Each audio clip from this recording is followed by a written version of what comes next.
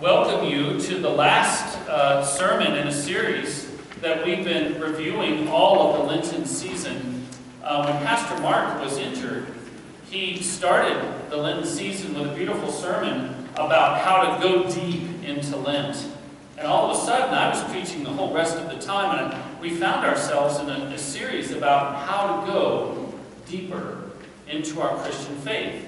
And we talked Sunday by Sunday about all the elements, all the invitations, the paths that we are given to go deep into our Christian faith. And I'd like to close today with that final moment. You heard every word just read in the gospel message. And of course, the theme is the Jesus we least expect. If you were listening closely, you heard that every single person in this narrative, except our Lord, meets the Jesus that they least expect. And there's two groups. The first group are the people that had a strong expectation about who Jesus was going to be. And the second are the rest of us.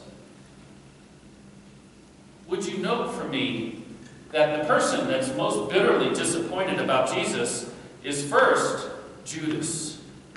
Judas is one of his best friends. Judas is very smart. He's very faithful. He's a very passionate Jewish patriot. Judas is the one who thought, here is the guy we've been waiting for. Here is the man who's going to take all the ills of our country and set it right. I'm not talking about this political process. I'm talking about the one 2,000 years ago, right? This is our guy. This is our man. This is the Messiah we've been waiting for. And all of a sudden, Jesus starts to do things that make no sense to Judas at all. He starts teaching about the least, the lost, and the last. He starts to reach out and gives God's concern and God's care to people that Judas didn't even see. I mean, like the lepers on the side of the road. I mean, like people that needed physical healing. I mean, like the Good Samaritan. That story must have offended Judas deeply. What in the hell is a Good Samaritan? The only Samaritans we know are bad. And Jesus says, au contraire. And so Judas is crushed. This is not his man. This is not the person he's been waiting for. Obviously, he's a crushing disappointment. And it's Judas that turns Jesus in for money, for bounty, to the Jewish and the Roman authorities. That's why the rest of the story unfolds as it does. Judas is crushed. Not the Jesus he least expected. The second person that you see is Pilate. Pilate was a Roman governor. Pilate hated the Jews. He hated being in Jerusalem. He hated being sent away from the warm and beautiful Italian peninsula to oversee this rabble that are very difficult to govern. They've given him all kinds of problems.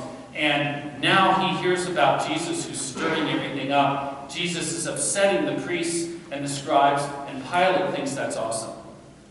And so Pilate says, let me see the troublemaker. We're going to help stir up the Jews because I'm Roman, and that's how we govern. So Pilate brings Jesus before him. You heard in the text. What does Jesus say to Pilate? You heard it 4 minutes ago. Before the most powerful person in about 500 miles. What does Jesus say to Pilate? Should we read it again? Should we like to go back and read it again? He says absolutely nothing. He stays, Jesus does, utterly silent. If you want to upset someone in the Semitic world, you can curse them. There's some great curse words in Hebrew. But if you really want to disrespect them, you stand utterly silent and you don't even give them the respect of an answer.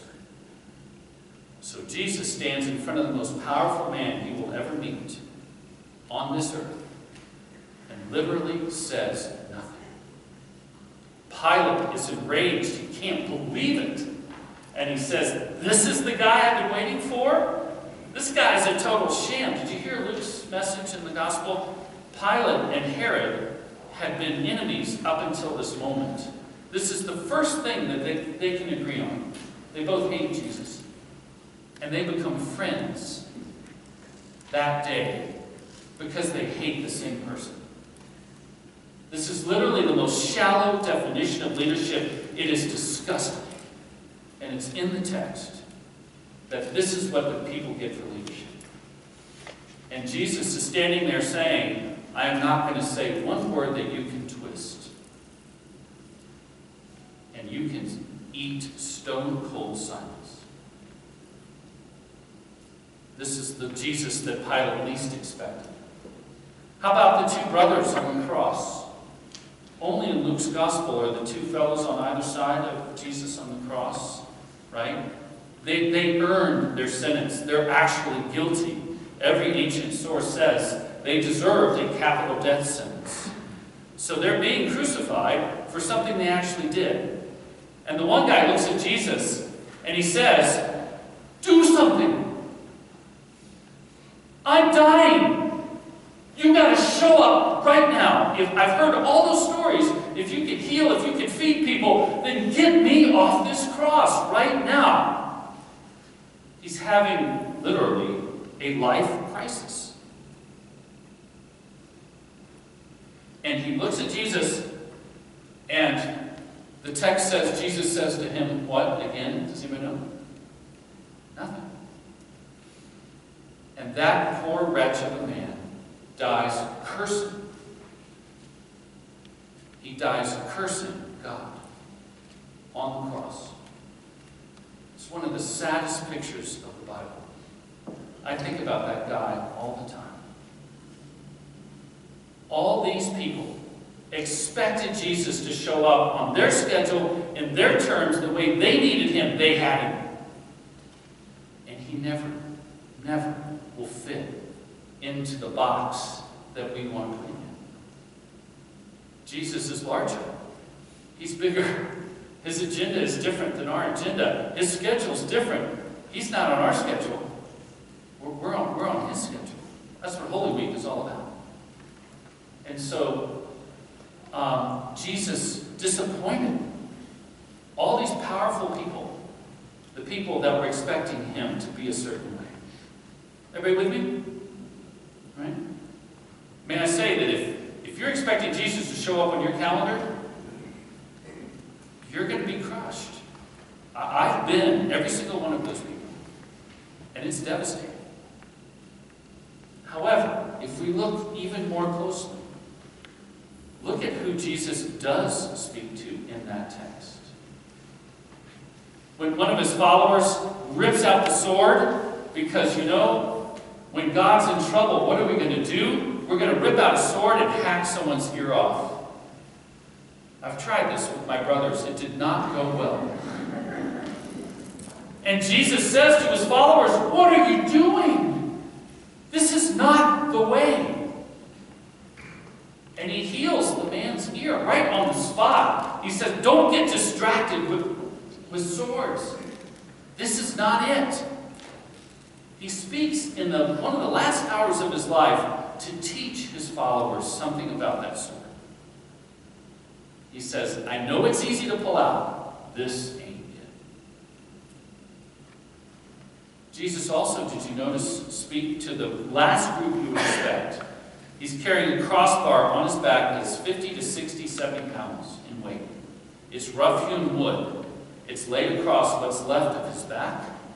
After the flogging, he's walking uphill for almost a mile.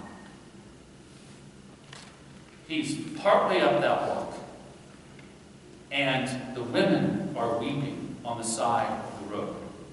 The women are weeping because their world around them is literally falling apart. They know that this is a travesty. There's been violence all over Jerusalem, violence they didn't expect. Their families are under threat. Their world is falling down around them, and they are weeping out loud, uncontrollably.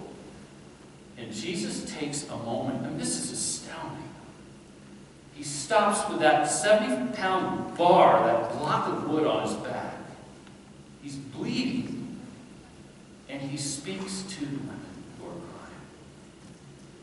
No one ever did that. And he says to them, basically, if you translate the Greek, you know what? There are times when our hearts should be broken. And this is one of those times. He says, if you're going to cry to God, now seems like a pretty good time. He actually blesses them in their grief. And he says, it's okay to cry out to God when your world is falling apart. It's a terribly poignant moment. And I have to say that I hear many people tell me, I can't come to church until I get it together. I can't come to church. I'll start crying. If you start talking, if we sing, especially when we sing, we start crying. I can't hold it together. And I said, why would you want to try? I mean, broken hearts are part of the package. It's okay to give our hearts to God when we're busted up and we don't know where else to go. It's okay. It's okay to offer a broken heart to God.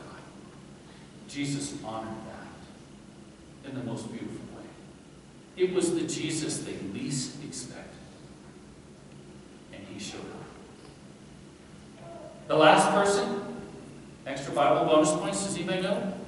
Who's the last person that Jesus actually talked to? The second criminal. Well, by the way, he forgives the people that are executing him. That's pretty amazing. But you know the brother of the guy that's dying as he's cursing Jesus? He's on the other side. He earned his death sentence also, right? And he speaks to Jesus. And Jesus speaks to him, and all of a sudden, he gets it. He's transitioning from this world to the next world. His view is not about the world that's going away. He's dying, and he knows it. He's not asking Jesus to take him down off the cross. It's not what he says. What does he say? He uses one of the most powerful words in the Hebrew language. He says, would you remember me? Do not forget me when you get there. And Jesus looks at him with all the love that a man can offer at a moment when he's dying too. And he says, today you will be with me in paradise. Wow. And this man that repented on the cross is forgiven. And the last words that he hears is the voice of Jesus inviting him to go with him in death. It's the Jesus you least expect. Friends, the next 7 days, we're going to host 14 different worship events. My annual Holy Week challenge, someone here needs to be at all 14, because you don't have anywhere else better to be. Steve and I are going to be at all 14. We make it through. Well, what about you?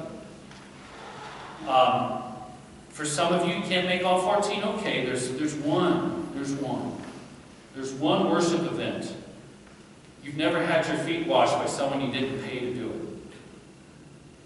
You've never been to a Stations of the Cross where we follow Jesus in the final few steps up to that cross. You may have never been to a Good Friday service before in your lives. You may have never been to my single favorite service the whole year, the Great Vigil of Easter. And we're doing a baptism of that boy right over there. So I'm going to tell you that if you come with us this week, you and I will meet the Jesus that we least expect. It's not the Jesus we think we know. It's not the Jesus that shows up on a schedule. It's not the Jesus that's predictable. It's the Jesus that is going to literally show up and blow our minds. It's the Jesus we least expect. I'm inviting you to join us on that journey and be changed forever. In the name of God, Father, Son, and Holy Spirit.